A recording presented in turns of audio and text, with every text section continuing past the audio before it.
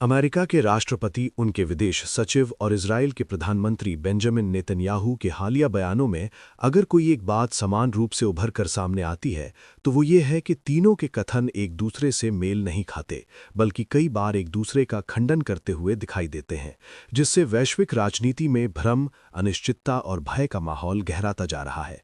अमेरिकी राष्ट्रपति Donald Trump स्वयं अपने बयानों में इतनी बार बदलाव कर चुके हैं कि अब ये समझ पाना लगभग असंभव हो गया है कि आखिर किस ठोस वजह से अमेरिका इजरायल के साथ मिलकर ईरान पर हमला कर रहा है। कभी परमाणु खतरे की बात की जाती है, कभी क्षेत्रीय सुरक्षा का हवाला दिया जाता है, तो कभी लोकतंत्र और मानवाधिकारों की दुहाई दी जाती है। लेकिन इन तमाम दावों के बीच कोई स्पष्ट, ठोस और सर्वमान्य कारण सामने नहीं आता, जिससे ये सवाल और भी गहरा हो जाता है कि पूरी दुनिया को युद्ध की आग में क्यों धकेला जा रहा है। ये युद्ध केवल बयानबाजी तक सीमित नहीं है, बल्कि लगातार फैल रहा है। नए मोर्चे खुल रहे हैं और मध्य पूर्व से लेकर एशिया और यूरोप तक इसके प्रभाव महसूस किए जा रहे हैं। जबकि अमेरिका शायद ये आकलन नहीं कर पाया था कि ईरान अपनी अपेक्षाकृत सस्ती लेकिन तकनीकी रूप से प्रभावी मिसाइलों और ड्रोन के जरिए 9 देशों में इतना बड़ा उत्पात मचा देगा, जिससे न सिर्फ सैन्य ठिकानों बल्कि आर्थिक संरचनाओं, ऊर्जा आपूर्ति और आम नागरिक जीवन पर भी गहरा असर पड़ेगा। ईरान आज की तारीख में अकेले अमेरिका और इजराइल जैसी सैन्य महाशक्तियों से सीधे टकराव की स्थिति में खड़ा दिखाई देता है, और यही कारण है कि पूरी दुनिया की नज़र इस बात पर टिकी है कि वो कब तक अमेरिका जैसी महाशक्ति से लोहा ले सकता है। उसकी सैन्य क्षमता, रणनीतिक धैर्य और आंतरिक एकजुटता कितनी देर तक इस दबाव को झेल पाएगी।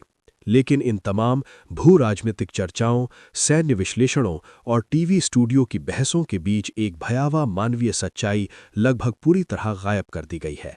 तेहरान में मारी गईं 160 बच्चियों की मौत, जिनकी उम्र सपनों, किताबों और खेलों की थी, लेकिन जो युद्ध की अंधी आग में झुलस गईं। इस त्रासदी पर ना तो अंतर्राष्ट्रीय मंचों पर कोई जोरदार बहस दिखाई देती है, ना ही तथाकथित मानवाधिकार संगठनों का वैसा शोर सुनाई देता है जैसा अक्सर दूसरे संघर्षों में देखने को मिलता है। जिससे ये सवाल उठता है कि क्या वैश्विक संवेदना भी राजनीति और रणनीतिक हितों के तराजू पर तौले जाती है? जब यूक्रेन, गाजा या किसी अन्य क्षेत्र में निर्दोष नागरिक मारे जाते हैं तो दुनिया के बड़े हिस्से में आक्रोश, कैंडल मार्च और कड़े बयान देखने को मिलते हैं।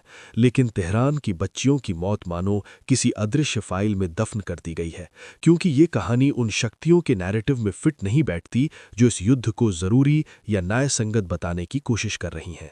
अमेरिका और इजराइल की ओर से बार बार ये कहा जाता है कि हमले सटीक हैं और केवल सैन्य ठिकानों को निशाना बनाया जा रहा है, लेकिन जमीनी हकीकत यह है कि आधुनिक युद्धों में सटीकता का दावा अक्सर नागरिक इलाकों में तबाही की सच्चाई को नहीं छुपा पाता, और यही कारण है कि ईरान के शहरों में अस्पताल, स्कूल और रिहायशी इलाके भी इस संघर्ष की कीमत चुका रहे हैं।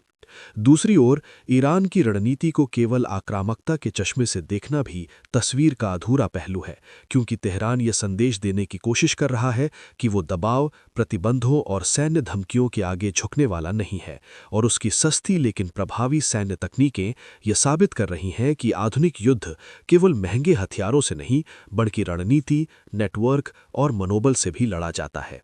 इस पूरे परिदृश्य में सबसे चिंताजनक पहलू यह है कि युद्ध के उद्देश्यों को लेकर ना तो अमेरिका के भीतर स्पष्ट सहमति दिखती है और ना ही उसके सहयोगियों के बीच। कभी ये कहा जाता है कि ईरान को कमज़ोर करना लक्ष्य है, कभी सत्ता परिवर्तन की बात होती है, तो कभी केवल संदेश देने की रणनीति की चर्चा होती है। लेकिन इन बदलते लक्ष्यों के बीच युद्ध अपने आप में एक स्थायी वास्तविकता बनता जा रहा है, जिसका अंत कहीं नजर नहीं आता। इतिहास गवाह है कि जब युद्ध स्पष्ट उद्देश्य और स्पष्ट निकास रणनीति के बिना लड़े जाते हैं तो वे अक्सर लंबे, महंगे और विनाशकारी साबित होते हैं, और मौजूदा हालात उसी दिशा में इशारा कर रहे हैं। मीडिया की भूमिका भी इस संदर्भ में सवालों के घेरे में है, क्योंकि मुख्य धारा की कवरेज अक्सर सैन्य आंकड़ों, मिसाइल इंटरसेप्शन और रणनीतिक हर क्षेत्र में इसके प्रभाव महसूस किए जा रहे हैं। दुनिया के कई देशों ने शांति की अपील की है, लेकिन ज़मीनी स्तर पर हमले और जवाबी हमले जारी हैं। खास बात यह है कि अमेरिका को शायद ये उम्मीद नहीं थी कि ईरान अपनी अपेक्षाकृत सस्ती लेकिन प्रभावी तकनीक से इतनी बड़ी सैन्य प्रतिक्रिया दे सकेगा। ईरान के ड्रोन और मिसाइल सिस्टम, जिनकी लागत पश्चिमी हथियारों की तुलना में काफ़ी कम मानी जाती है, कई देशों के लिए चिंता का कारण बन गए हैं। कई सैन्य विश्लेषक ये भी कह रहे हैं कि आधुनिक युद्धों में तकनीक का लोकतंत्रीकरण हो चुका है। अब केवल महंगी हथियार प्रणालियां ही निर्णायक नहीं होती, बल्कि रणनीतिक नेटवर्क, इलेक्ट्रॉनिक युद्ध क्षमता और ड्रोन तकनीक भी उतनी ही महत्वपूर्ण हो चुकी है। यही वजह है कि ईरान के ड्रोन और मिसाइल हमलों की खबरें लगातार अंतर्राष्ट्रीय मीडिया में चर्चा का विषय बनी हुई हैं। इस संघर्ष में एक और महत्वपूर्ण पहलू ये है कि ईरान खुद को केवल एक क्षेत्रीय शक्ति के रूप में नहीं, बल्कि दबाव के सामने झुकने से इनकार करने वाली ताकत के रूप में पेश कर रहा है। तेहरान का आधिकारिक रुख ये रहा है कि वो अपनी सुरक्षा और संप्रभुता की रक्षा के लिए हर संभव कदम उठाएगा। दूसरी ओर अमेरिका और इजराइल का कहना है कि वे अपने सुरक्षा हितों की रक्षा कर रहे हैं। इस तरह दोनों पक्ष अपने अपने तर्कों के साथ युद्ध को सही ठहराने की कोशिश कर रहे हैं, लेकिन इन राजनीतिक तर्कों के बीच सबसे ज्यादा नुकसान आम नागरिकों को उठाना पड़ रहा है। सबसे दर्दनाक पहलू नागरिक हताहतों की खबरें हैं। कई रिपोर्टों में कहा गया है कि तेहरान और अन्य शहरों में हमलों के दौरान कई निर्दोष लोग मारे गए। कुछ स्थानीय स्रोतों में यह भी दावा किया गया कि एक हमले में बड़ी संख्या में स्कूली छात्राओं की मौत हुई। हालांकि अलग अलग स्रोतों में आंकड़ों में भिन्नता है, लेकिन यह स्पष्ट है कि युद्ध की आग में बच्चों और आम नागरिकों की जान जा रही है। यही वो पहलू है जिस पर मानवाधिकार संगठनों और अंतर्राष्ट्रीय संस्थाओं का ध्यान बार बार खींचा जा रहा है। दुनिया भर के राजनीतिक विश्लेषक ये भी कह रहे हैं कि इस संघर्ष के पीछे केवल सैन्य कारण ही नहीं है, बल्कि इसके गहरे भू राजनीतिक आयाम भी हैं। मध्य पूर्व लंबे समय से वैश्विक शक्ति संतुलन का केंद्र रहा है। यहाँ ऊर्जा संसाधन, सामरिक मार्ग और राजनीतिक प्रभाव के सवाल जुड़े हुए हैं। अमेरिका दशकों से इस क्षेत्र में अपनी भूमिका बनाए रखना चाहता है, जबकि ईरान खुद को एक स्वतंत्र और प्रभावशाली क्षेत्रीय शक्ति के रूप में स्थापित करने की कोशिश कर रहा है। इजराइल की सुरक्षा चिंताएं भी इस समीकरण का महत्वपूर्ण हिस्सा है, क्योंकि वो ईरान के सैन्य कार्यक्रमों को अपने लिए खतरा मानता है। युद्ध के बढ़ते दायरे को देखकर कई देशों ने कूटनीतिक समाधान की अपील की है। संयुक्त राष्ट्र जैसे अंतर्राष्ट्रीय मंचों पर भी शांति वार्ता की बात उठाई जा रही है, लेकिन अभी तक कोई ठोस प्रगति दिखाई नहीं दे रही। युद्ध का इतिहास बताता है कि जब संघर्ष एक बार खुलकर शुरू हो जाता है तो उसे रोकना बहुत कठिन हो जाता है, खासकर तब जब कई शक्तियां उसमें सीधे या अप्रत्यक्ष रूप से शामिल हों। मीडिया की भूमिका भी इस पूरे संकट में काफी चर्चा का विषय बनी हुई है।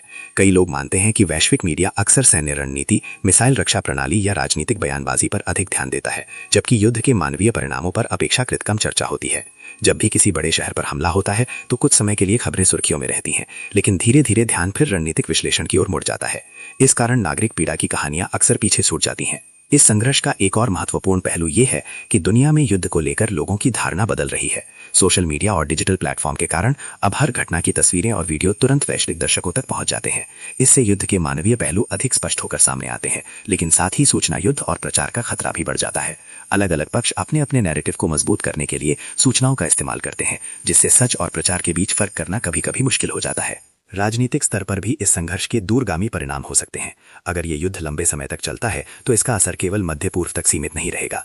वैश्विक अर्थव्यवस्था, ऊर्जा कीमतें, अंतर्राष्ट्रीय सुरक्षा व्यवस्था और कूटनीतिक संबंध, सब पर इसका प्रभाव पड़ सकता है।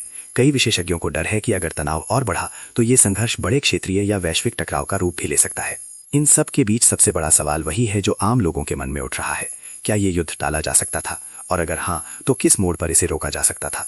इतिहास में कई बार ऐसा हुआ है कि राजनीतिक गलतफहमियां, अधूरी जानकारी या अत्यधिक आक्रामक रणनीति ने संघर्ष को उस स्तर तक पहुंचा दिया जहां से वापस लौटना कठिन हो गया।